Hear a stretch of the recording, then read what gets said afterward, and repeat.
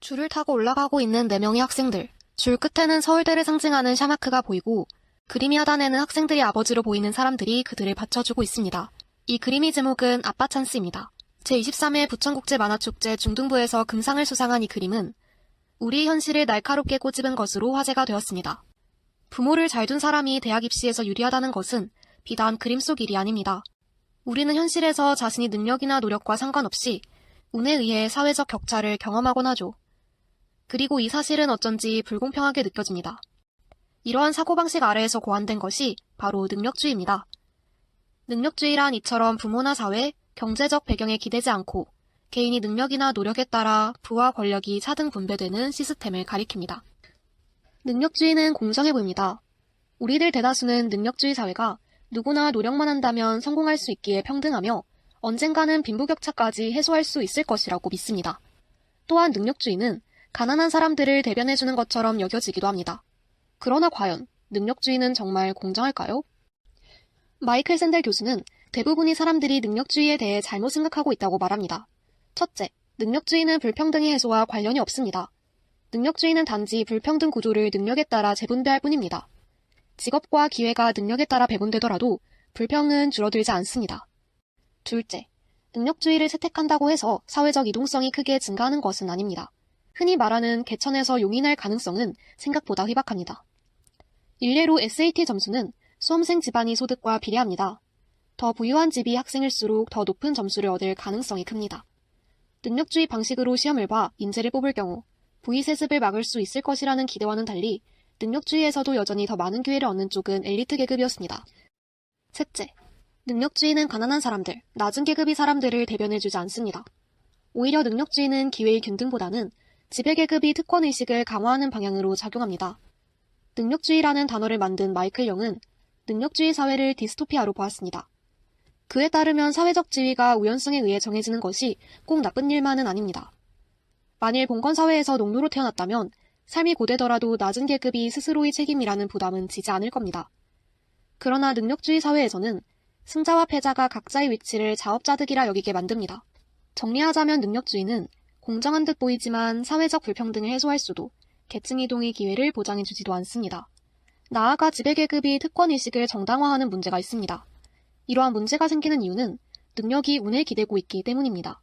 어떤 사람은 석유가 나오는 집에서 태어나고 어떤 사람은 남들보다 특출난 시력을 가지고 태어납니다. 또 같은 날 같은 시험을 보더라도 모두의 컨디션이 다 최상인 것은 아닙니다. 모두의 출발선을 같게 만들 수 있다 해도 매 순간 예측할 수 없는 우연이 개입되기에 완전한 공정함은 불가능합니다. 우리가 살고 있는 대한민국 사회 역시 능력주의 문제가 심각합니다. 어떤 직업은 신으로 추앙되지만 어떤 직업은 손가락질이 대상이 됩니다. 모든 것이 양극화되어 가고 그 중심에는 능력주의가 있습니다. 더 큰 문제는 이 상황의 가장 큰 피해자가 청소년이라는 점입니다. 능력에 따른 성공을 이유로 학생들은 일찍부터 온갖 난관에 시달려야 할 뿐만 아니라 진정으로 배워야 할 것들에서 멀어지게 됩니다. 어떻게 하면 이런 문제를 해결할 수 있을까요? 마이클 샌델은 우리 성공과 실패가 운에 의해 좌우됨을 기억해야 한다고 말합니다. 나의 성공은 온전히 나의 것이 아닙니다.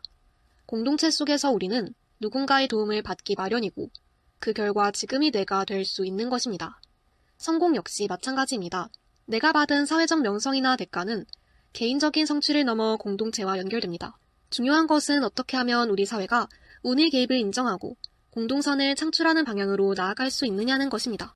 대한민국 헌법 제31조 1항은 모든 국민은 능력에 따라 교육을 받을 권리를 가진다고 명시하고 있습니다. 균등하게 교육받을 권리는 의무교육 혹은 초중등 교육에 대한 국가의 책임을 강조하는 말이 될 수 있으나 능력은 해석의 여지가 있습니다. 헌법재판소의 판례에 따르면 이때의 능력은 지능, 정신적 육체적 능력, 재능이나 그 밖의 일신 전속적 능력을 가리킵니다. 그러나 부모의 경제적 능력이 없어서 적절한 교육을 받을 수 없고 자신이 재능을 발휘하지 못한다면 헌법이 이러한 조항은 공허합니다. 우리 헌법은 능력에 따라라는 말을 지우고 균등하게 교육받을 수 있는 사회의 발판이 되어야 합니다. 이러한 법의 개정은 세 가지 측면에서 의의가 있습니다. 첫째, 당장 실천이 가능한 현실적 자원이 해결책입니다. 마이클 샌델의 해결책처럼 근본적인 문제인 입시제도의 제비뽑기를 도입하는 것은 거의 불가능에 가깝습니다. 사회 구성원들이 반발이 극심할 것인데다 구체적인 대안 마련도 쉽지 않기 때문입니다. 그러나 법조항을 개정하는 일은 상대적으로 수월합니다. 특히 제31조 1항의 경우 특정 집단의 이익과 직결되지 않기에 개정에 큰 어려움이 없을 것입니다. 둘째, 법령의 제정비는 권리보장과 복지 확대와 직결됩니다. 현재 한국 사회는 학교와 사회에서 경제적 불평등으로 인한 학벌 차이, 나아가 그 학벌로 인한 차별이 만연히 이루어지고 있습니다. 법령을 모든 국민은 균등하게 교육받을 권리를 가진다고 수정한다면 그 권리를 수호하기 위해 공교육과 교육 격차의 해소를 위한 지원이 확대될 것입니다.